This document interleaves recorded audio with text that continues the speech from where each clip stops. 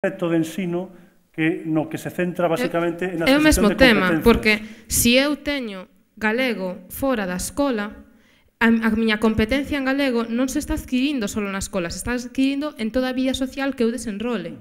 Sin embargo, se eu non teño presenza do galego fora, a escola ten que facer un maior exercicio por adquirir a competencia, porque se vostede falaba de igualdade de coñecemento de castelán e galego e nós temos o castelán fora, entón a escola, o sistema educativo, ten que facer maior fincapé na promoción de galego, non buscando que a xente fale galego na súa vida, senón buscando a competencia na lingua galega.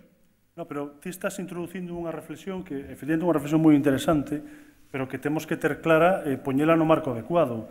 Ti estás comentando que a escola debe compensar o que non hai no resto da sociedade, non? É dicir, que na sociedade... Bueno, por certo, a lingua mayoritaria en Galicia é o galego, digo por se acaso perdemos de vista, se cadra estando en Vigo como estamos, non? Ou noutras cidades perdemos de vista iso, porque nestes momentos, cos datos fiables que hai, é dicir, cos datos de uso da lingua galega e do castelán, máis do 60% de persoas que viven en Galicia falan ou só galego ou máis galego que castelán.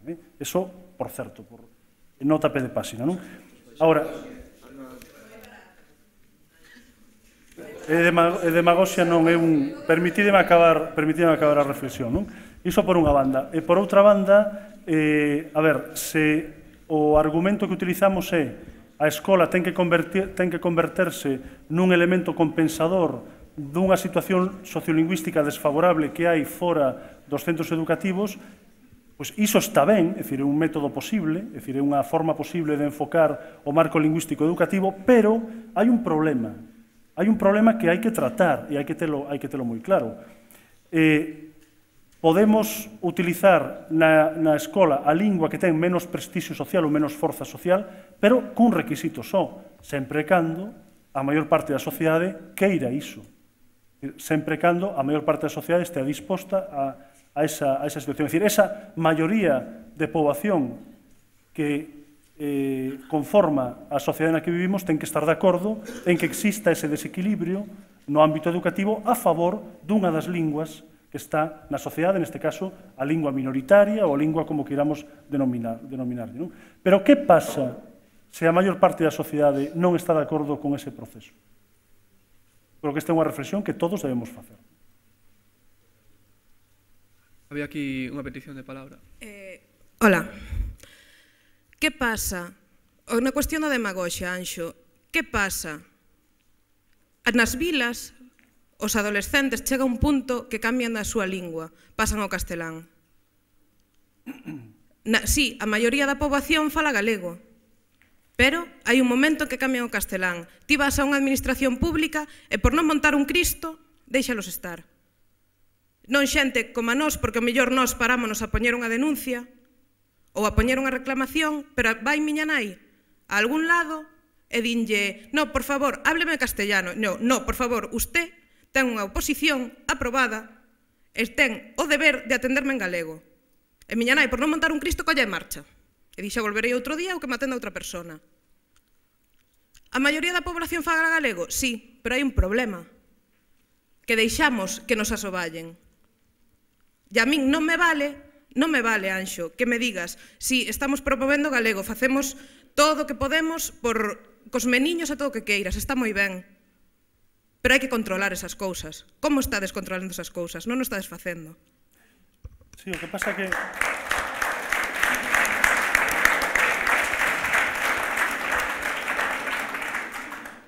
Pero, a ver, estamos falando de cousas, é dicir, estamos tratando cuestións como a que estás comentando ti, que ocorren, por sorte non de forma mayoritaria, ni moito menos, son anécdotas absolutamente relevantes, pero anécdotas que ocorren hoxe, que ocorreron hai 20 anos, hai 50 anos, hai 30 anos, e, por certo, non só pasan aquí, pasan en todos os lugares onde hai situación de linguas en contacto, e en todos os lugares onde hai situacións de tensionamento ou de debate sobre as linguas que se falan nunha comunidade. Pero isto pasa en todos os lados, non só pasa aquí. Nin sequera pasa, por certo, anoto entre parénteses, desde o 1 de marzo do ano pasado. Por lo tanto, eu creo que debemos ter moi claro que, inda que están, por suposto, moi relacionados, unha cousa é os debates lingüísticos e as actitudes que eses debates e os comportamentos que esas actitudes xeran nunha sociedade ou certos sectores ou, en fin, que dan lugar a unha casuística moi complicada e moi complexa de casos como algúns como os que acabas de comentar ti. E outra cousa é a capacidade que temos desde os gobernos e desde as institucións públicas para poder xestionar ese tipo de situacións.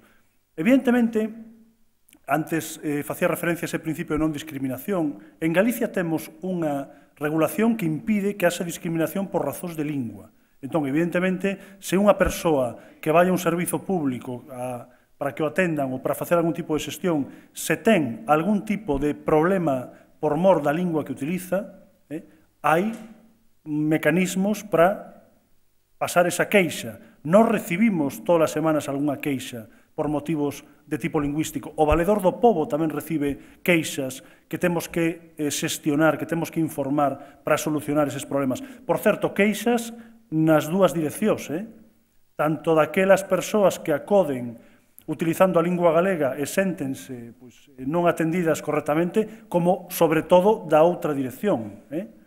Persoas que acoden a un servizo público utilizando o castelán e que solicitan ser atendidas na lingua oficial da súa preferencia, que é o castelán.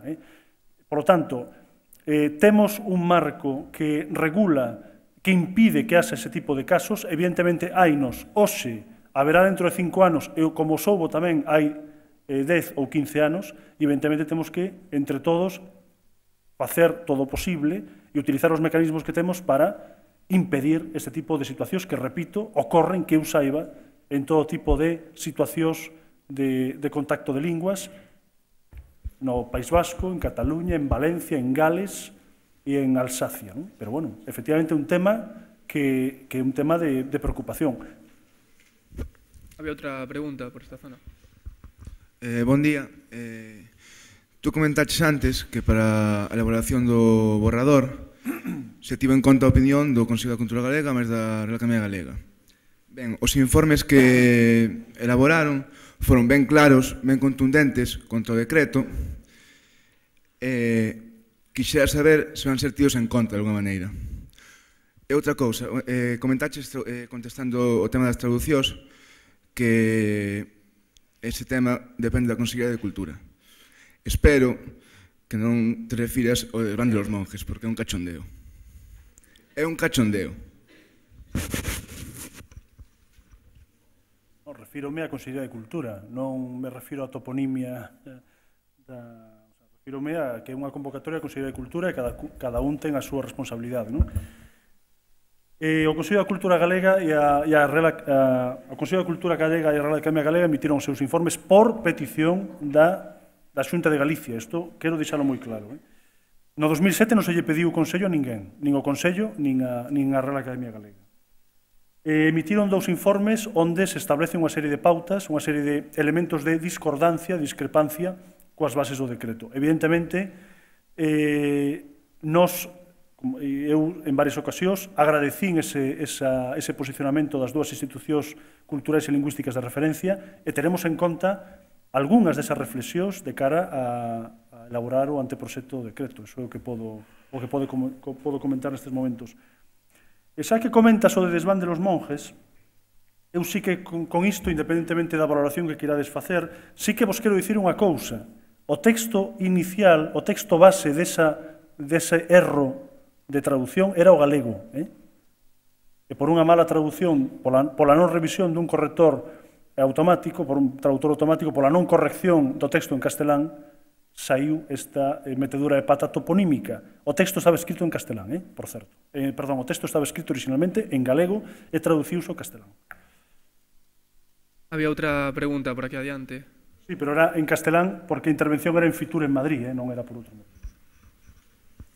Ben, eu quería facer dúas preguntas.